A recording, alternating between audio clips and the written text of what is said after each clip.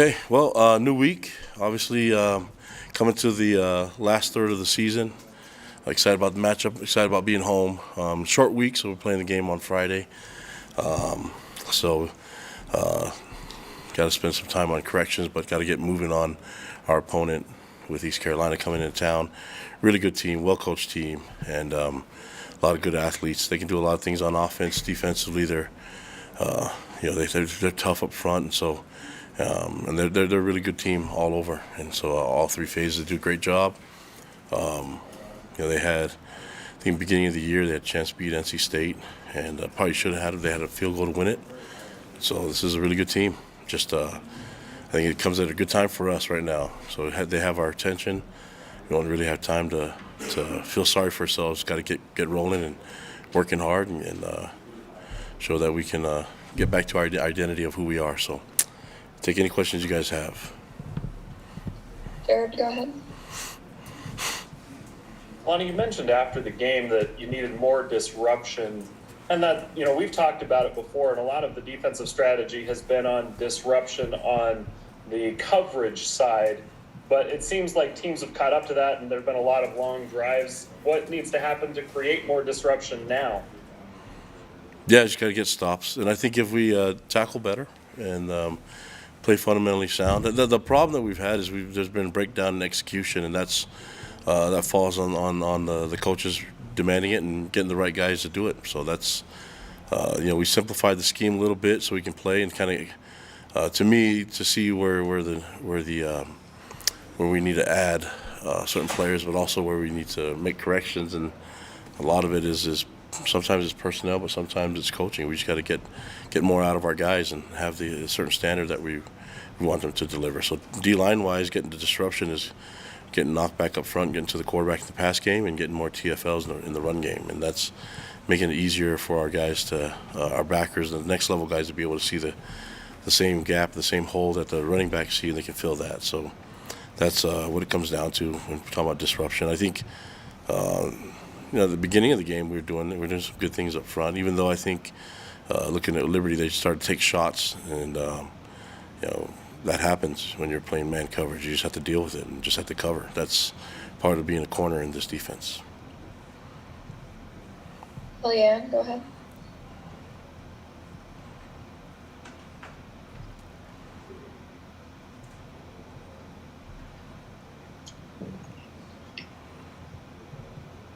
All right, Jay, go ahead. Hey, Kalani, you've talked before about BYU being its brand, the national brand, and obviously Liberty played on that to motivate their guys. What are you doing to kind of prepare your players for, I guess, for lack of a better term, having a target on their back? Because it appears that ECU is using the Big 12 thing coming up as motivation. What are you saying to your guys to get them ready for that? Yeah, it's the same thing. I mean, every game is a big game for us. So I think having the target on your back, we talked about it as a team before that being and I think you've heard me say this before, Jay, that being we used to be the hunter and now we're becoming the hunted. And the great thing about being the hunted is that the prey shows up. So we know where they're going to be. We watched East Carolina play against UCF with the same type of mindset that UCF's going to the Big 12, and they did a great job beating them. And so, the film's right there for us to see. The guys, it has every bit of their attention. So I think we could talk about all we want, but the proof is in what we see on film. The guys know that this is a really good team coming into town, and we want to get back to what we're good at and get back to our identity, and then making sure that we play our brand of football, and that's on the field. It's not just by the name anymore. We just got to start showing that we can do what we do normally on the field, and we've obviously through the last few weeks of this losing streak haven't got there. So let's return back to what we're at, who we are. Mitch and then Jake. Kalani, you said on Saturday that you're going to keep running the defense. What does that mean for Elisa and his role as the defensive coordinator? Does that imply a demotion? What does that mean for him going forward? No, as a defensive staff, we work together on game planning and everything. That's the entire staff with our analysts and GAs. We're all in there working hard and going through the film and talking scheme. I mean, I have a number of guys that are in that room that have been defensive coordinators before and have a lot of experience. And so it'd be really wise for me to listen to what they say. But at the end of the day, I'm coming up with the menu and deciding on the plays and deciding on the personnel. And when we do that, I'll call the plays on the game. And we just need to execute better. It's not about the plays or the calls. It's just about executing better. And this offense that we're going against this week is a little unique. It's a little different. I think they have some. You can see their past games has some air raid type of like a background in there, and but they also have a big O line and physical O line, and they can run the ball. So we'll have to be able to handle both things and be able to handle the balance that they bring. And then they have a really experienced quarterback that's been around for many years, and he got a strong arm, and he's actually really big, can run the ball himself too. So this is another opportunity for us to take on a big quarterback that can run, that has a lot of experience, and it's another opportunity for the guys to show a lot better than they have, especially in the last couple of weeks. In terms of Elisa Tuiaki, he's working full-time with the D-line.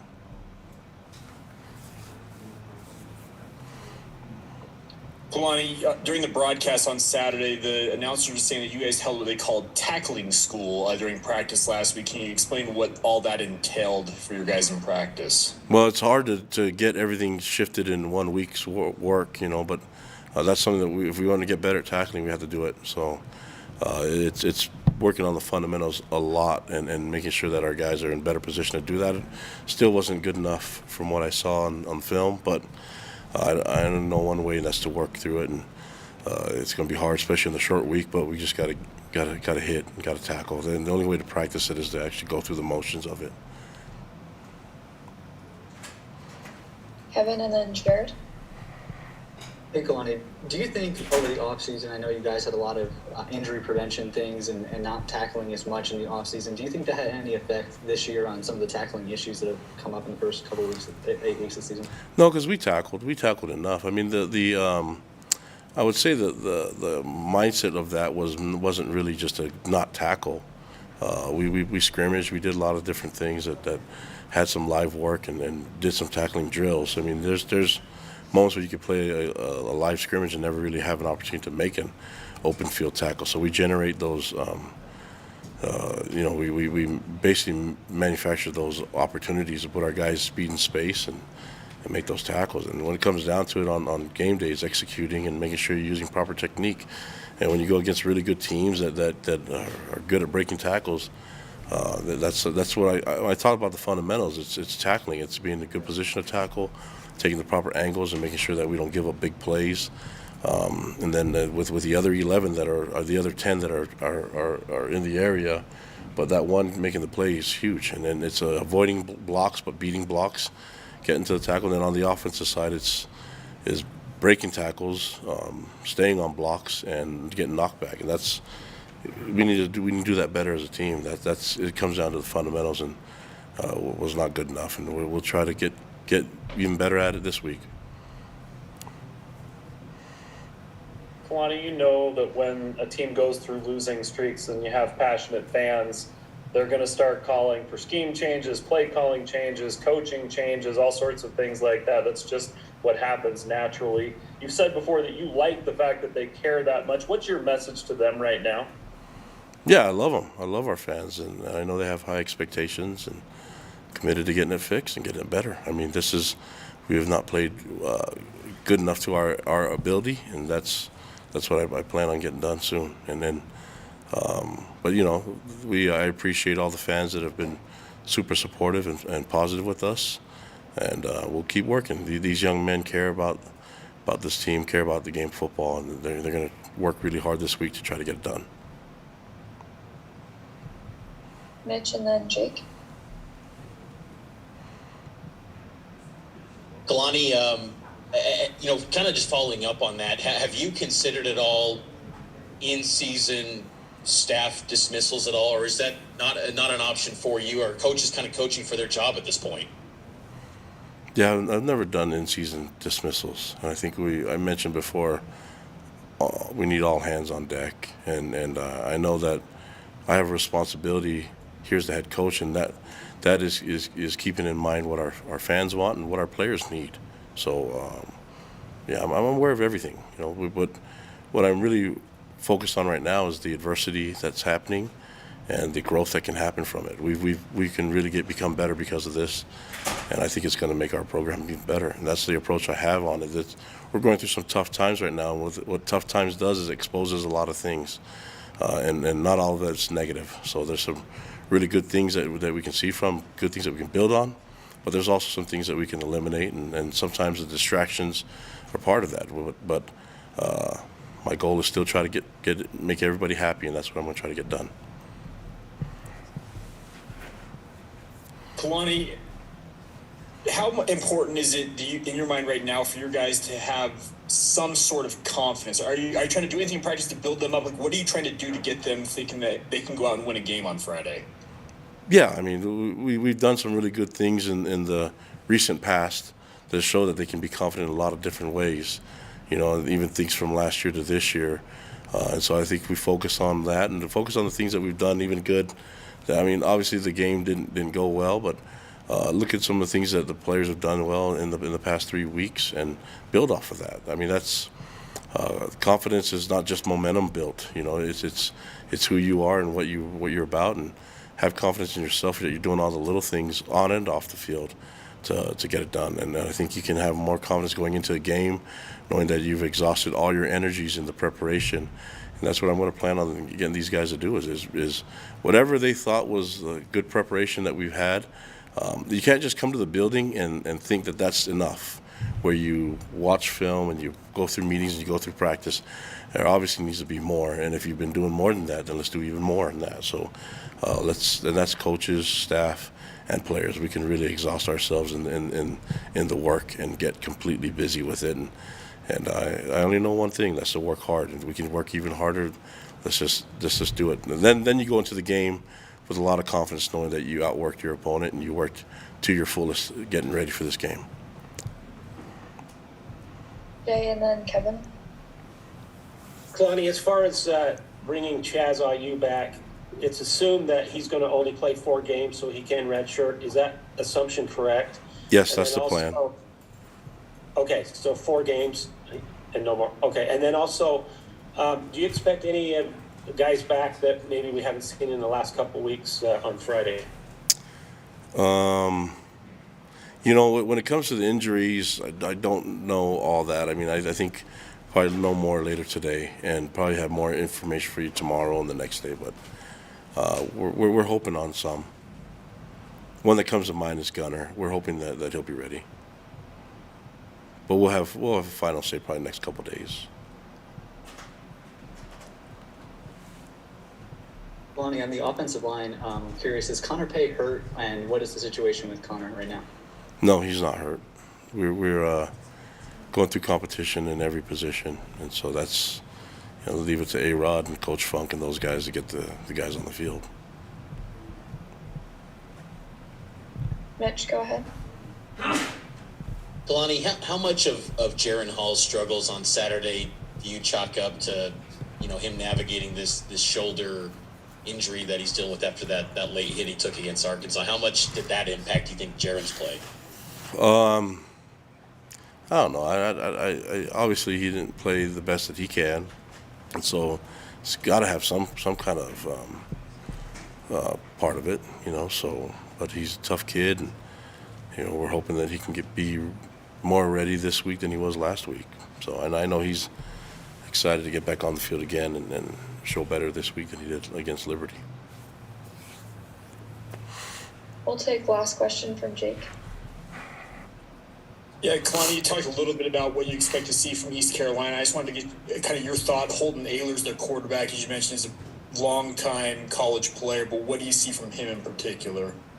Yeah, very similar to. I mean, he's played a lot. There's so much film on him, and but he gets rid of the ball really quickly, and the timing routes that they have, they do some really good things that I think highlights his strengths. But he also can scramble, and he can put his head down and run you over too. So he's definitely causes issues for a lot of different teams. He did for UCF last week, and the thing is he has great poise because he's played in so many games. So a great player, tons of confidence because he has lots of experience, and then they put him in a position to do what he does great, and that's he throws a good ball, and he has big receivers to throw to and physical line to protect him. So we've got to be ready as a defense to take care of him. Thanks so much, Coach. Appreciate it, guys. Thanks, Kalani. All right, next up we'll have Ryan Rico, and I think he's close by, so if you have questions, go ahead and raise your hand.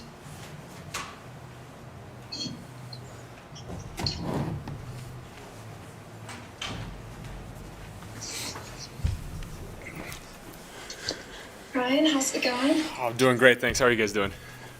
Good. We will start with a question from Jared. Ryan, we haven't talked to you a bunch, but so give us your thoughts about your season so far. Maybe not as many booming punts, but we've seen some good placement. How do you assess your own performance to this point? Yeah, I mean, by my own expectations, definitely not good enough. I feel like there's a lot of opportunities there. I could have helped the team out more than I did. So, I mean, up till now, a little bit of a sour taste in the mouth, but we can only look forward. Obviously, learn from our mistakes, learn from kind of maybe the deficiencies that we've had so far. And then myself personally, I think I'm my own worst critic. I mean, there's a lot of times where, maybe it was okay by other people's standards, but strive to be the best, and up to this point in the season, just haven't got there yet. So hungry and excited for opportunities to come in the next few weeks, and just ready to go for that. I feel like that's probably an accurate description of Jake and Justin and basically all the specialists. Oh, yeah. Probably feel similar to what you're saying. What's that like to be part of a group? Because you guys do have very high expectations for yourselves. Yeah, I mean, as a group, there's nobody else that I'd rather be going through this with. I mean, we're brothers to the end. We're spending every day with each other, like constantly trying to just give feedback, honestly. And so I think specialists as a whole, we definitely could be doing better than we are, and like we all know that. It's not like we're singling anybody out, because honestly we've all underperformed. I mean, I guess related to our potential. So it's not like we're down or anything. We're not just sitting there like, oh, boo-hoo, poor us. It's like, shoot, like let's get after it this week. Every week we're making concentrated efforts. Like, okay, how are we going to get better? What are we going to improve? So obviously it's disappointing when it doesn't always translate to the field, but we're ready to get after it as best we can, however we can. Danny and then Jake. Hey, Ryan, the last 2 weeks when adversity has struck, you guys haven't really handled it well after, basically being right there with Arkansas and then leading you 14-3. What can be done to make this team tougher mentally to handle adversity? Yeah, I think that's a great question. I think honestly, it kind of comes down to like looking in the mirror and saying, okay, like, am I going to allow this to happen? Are we going to choose to crumble? Or are we going to choose to rise up to the occasion? And I think it's tough. Obviously, nobody chooses like, hey, like we're just going to give up. That is not going through anybody's mind on this team right now. That is not the case whatsoever. And so I think it's just a lot of frustration. It's like, okay, we're not choosing this, but still the outcome has been the same the past 2 weeks. And so I think this week a lot of it is going to come down to, okay, we're not choosing to give up, but what are we going to do about what are the actions that are going to back that up? We've made the choice. Now what are we going to go and do to improve ourselves, to be able to rise up to that adversity when it hits? Because I think we haven't had a lot of adversity in many moments as long as I've been here. And so I think this is the first real test where it's like, okay, we either got to put up or shut up. Like, let's go. Let's get after this thing, and we just got to do better, plain and simple. Ryan, how important is it for you and the rest of the team to find or have something positive happen, whether that's a win this week, et cetera, find something you guys can kind of rally around to give yourself some confidence moving forward? Yeah, I mean, obviously we're always looking to take the positives from everything. And unfortunately, the last 2 weeks, there's been less positives to draw upon. And so I think, we're on a three game skid. So obviously we look at the next week like, hey, we got to do it, like make or break. Let's go after it. I think we just have to approach every single week now. You always say it like, oh, next game's the most important. It's like, no, these next couple games coming up, each one we have to take serious. Each one we have to make sure we're just on our toes. We're ready for everything. And so I think we have a very positive group. We have a very positive coaching staff. And so it's hard because it's like, shoot, sometimes there aren't a lot of positives. So I think just finding things that we can build on, and I do think there are things that we can build on. But now, like I said before, what are the actions that are going to back that up? What are we going to really do each and every day to build upon the positives that we found in the past 2 weeks? Mitch, go ahead. Ryan, who are some of the among the team as far as players go? Just maybe some of the tone setters of guys that when adversity does hit, and I know that you personally haven't seen much adversity in your time in the program the past 2 years, but the guys when going gets tough kind of set the tone in the locker room to lead the team out of these tough times. Yeah, I think we do have great leaders on this team. Some are more vocal than others. I believe, I mean, you look at the locker room after last game, and Kalani had his speech and kind of just addressing the nature of the game, and then kind of turned the time over to Puka Nacua, and honestly, that was what the team needed to hear. Puka hit everything on the nose of, I mean, what are we going to do about this? What do we represent? Who are we? So I'd say Puka Nacua is definitely one of those leaders who's able to recognize the adversity and say, hey, let's get after it. I think on defense, just going off of last game, I know at halftime, Zozo and Tyler Batty, they were trying to get everybody hyped up and ready to go. And so, I mean, you have people doing as much as they can, and then after that, it's up to the individual. It's up to the individual to take that and say, hey, we got this confidence. We got to go after it. And whether or not they'll be able to rise up to that. But those are just a few that I can kind of remember more from the last game. But I think within each position group, you have the guys that everyone looks up to and says, okay, where are we going from here?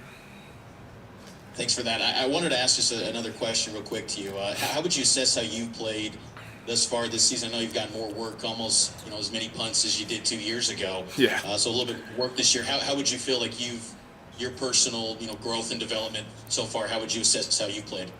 Yeah, this year, I kind of said it earlier, just not good enough. Not satisfied by any means. There's been some good, there's been some bad, and again, I know it's frustrating when you know your potential and you don't quite execute as well as you would like. But again, that's what practice every day as far as, okay, let's go back and look at it. I feel like there's been opportunities when I could have helped the team more than I have, and so that eats me up inside, and that gets me up in the morning and say, hey, let's get after it. What are we going to do to improve that and let it not happen again? Okay. Awesome. Thanks so much, Ryan. Thank you. All right, Talon Alfrey will be next.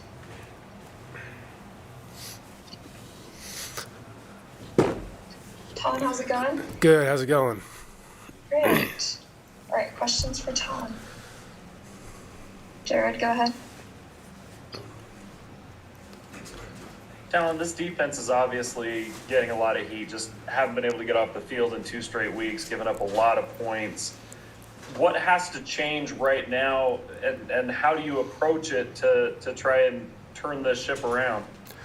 Yeah, that's a good question. I think we each individually need to look inside and figure out.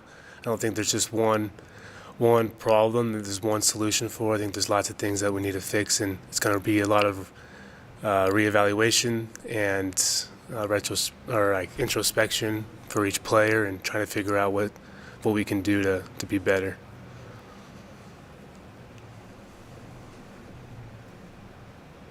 Jay and then Kevin.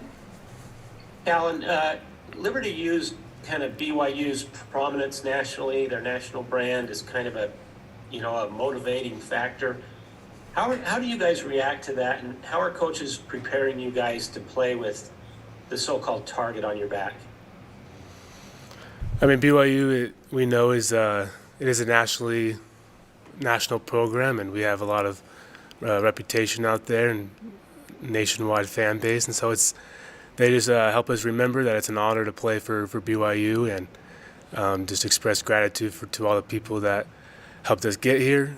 Each player has their own journey how they got here, but we're just grateful to be able to put on the BYU jersey and then have our names on the back and the Y on the front and be able to play football. So just gratitude. With how many veterans you guys have on this defense and brought back from last year, are you at all surprised about where this defense is at 8 weeks into the season? I mean, we definitely haven't lived up to our expectations, and our expectations were high, as were everybody's expectations for us. So yeah, we haven't lived up to what we believe we can do, and the goal is to reach those expectations and exceed them from here on out the rest of the season. Jake and then Sean. Talon, we just heard from Ryan that Puka Nacua is one of the guys who spoke up in the post-game locker room. Is there a guy that's on the defense who, for lack of a better term, is willing to rip into people if need be? I think there's a lot of guys. Could you restate that question, please? Sorry, I didn't quite catch that. Is there somebody on the defense who, when things are going sideways in a game or in a post-game meeting, that type of stuff, a player or maybe even a coach will step up and essentially say what needs to be said? Oh yeah, so there are some vocal leaders on the defense. There's a lot of leaders that lead by example, and some of the vocal ones are Caleb Hayes and Tyler Batty. They take the initiative to be vocal and help us get better. Sean, go ahead. You'd think by now I'd know how to find the mute button, Talon, but sorry about that. Oh, good. I just wanted you to kind of walk us through that interception that you had on Saturday a little bit, and then maybe a two-parter to the question. Do the DBs feel kind of a need to sort of step up and go up and make plays? Because a lot of what you did with that pick, I say this kind of tongue-in-cheek, but kind of seriously, that's sort of been the linebackers' domain a little bit to make those interceptions. So is that a focus for you guys to make plays like that? I mean, as DBs, we always talk about tips and over need to be ours, and that was an overthrow, and it came right to me, landed right in my lap. So I'm glad that I was able to finish the takeaway. And I mean, every group, to kind of address the other part of the question, every group feels the need to step up, and so as the DBs, we have that same desire to step up and do better. Mitch, go ahead.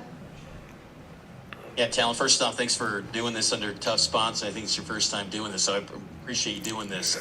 Wanted to ask you about your road back, coming back from the Achilles injury last year, and do you feel like how you felt maybe pre the injury before you suffered that Achilles injury? Yeah, I mean, it's definitely been a long recovery process. It happened last summer in July. Had surgery, and then it's definitely, there's still a little more that I can get out. And then before the Achilles injury, I felt like I was improving. I was, getting stronger, getting faster, and don't think there's a limit to that. And so I definitely feel that I can feel the same. I can get faster. I can get stronger. And I'm working to do that, and just hoping I can not just to be back where I was, but to be even better than where I was before the injury. We'll take last question from Jared. Talon, you talked about how everyone needs to look inside themselves and have that, that internal conversation and hold themselves to that highest standard. There's an interesting correlation to that, though, that I want to ask you about. Because you're human, everybody on this team's human, there will be mistakes. How do you keep that from deflating you when a mistake happens? How do you keep that from snowballing into multiple mistakes? Yeah, it's definitely been something I've been guilty of, is snowballing into more and more mistakes. But one thing that we can do is next play, just flush it, move on next play, then we'll address it later. It's the in-game moments where we need that mindset, and then we come back after the game. That's when we can watch the film, rewatch the play where we made the mistake, and then dive into more detail and and figure out exactly how we can fix it and then move on from there. Thanks so much, Talon. Yeah, thank you guys. All right, last up, we'll have Puka Nacua, and I don't think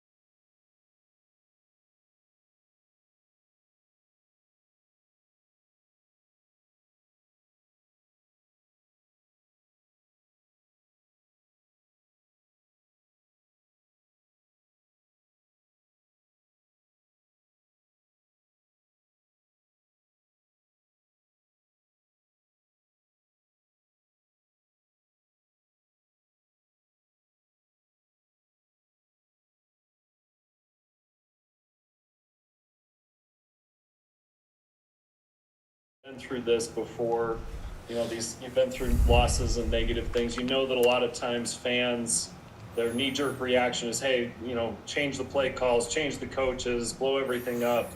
What's your message to them? What do you want them to know about this team right now and moving forward?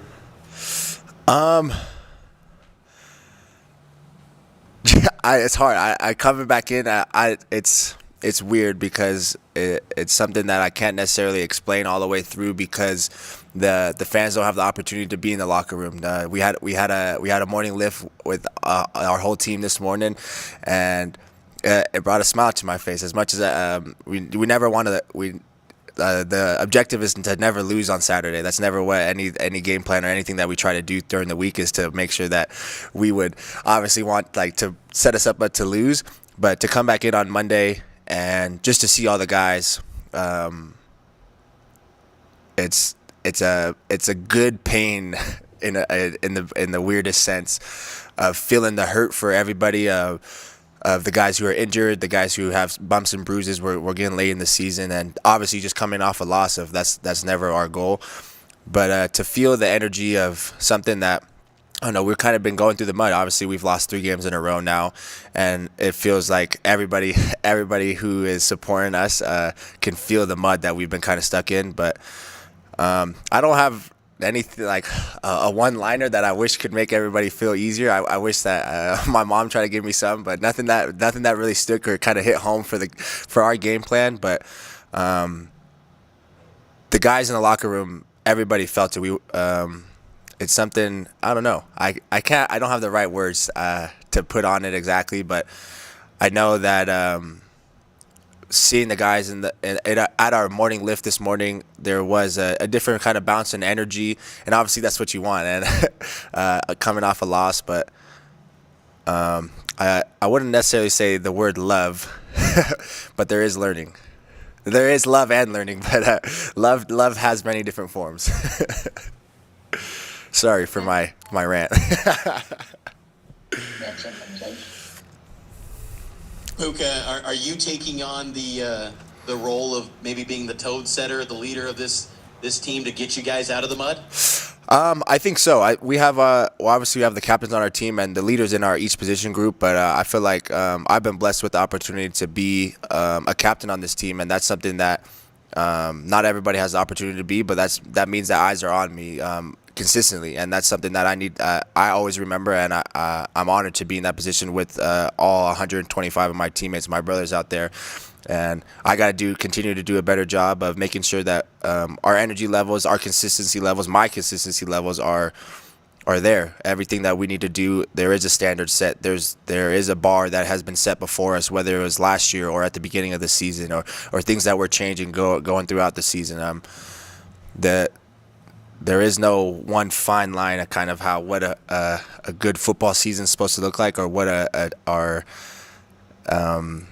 is supposed to be, what it's supposed to look like exactly. There's no perfect path, but we're it's on me. I definitely feel it. Puka, we saw you during the game on Saturday, obviously getting a lot of action, but it seemed like you wandered off the field a couple of times. It looked like you might have been hurt. So how are you feeling physically right now? I feel pretty good. Back at it on Monday. We had a nice recovery day yesterday, but then it's back on Monday. I mean, I love to play this game of football. It's something I've been doing for a long time. There's bumps and bruises that come along with it, and honestly, sometimes I've had older brothers, so sometimes there are some good hits out there, and you definitely take some things you can't prepare for. But I think I'd say my teammates and my brothers have done a good job of preparing me for some of the hits that I take out there. Jay and then Jared. Puka, you have a unique perspective coming from Washington. So I'm asking you this. Do you feel like your teammates are prepared for BYU being kind of a national brand, a team with a target on its back? And when you play these lesser known teams, are you up for it? Are you able to match fire with fire?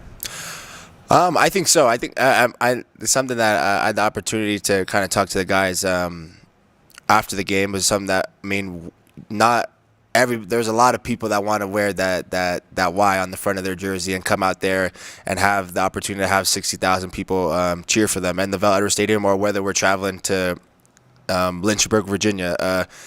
Saturdays is what we live for. It's not about who we're playing. I didn't even know who we were getting ready to play this week, but we're so focused on Saturday. That's what we live for. The Saturdays are we train all week. We train all year round for the 12 Saturdays that you get on the schedule, and that's what I've never felt like guys have necessarily a different energy. Obviously, you game plan and things adjust for certain teams and stuff like that, but never do I ever feel like our guys aren't coming out flame for flame or energy trying to fight.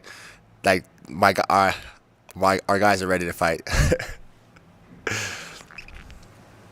Jared, go ahead. Puka, when you've had a losing streak and there's been a lot of talk about how, we need to improve, our execution needs to rate, the execution level needs to be elevated. When you make a mistake, it can be really hard not to get down and have it snowball because there's so much pressure. How do you keep the guys focused and able to overcome mistakes and still play at a high level and not let it turn into 3, 4, 5 more mistakes?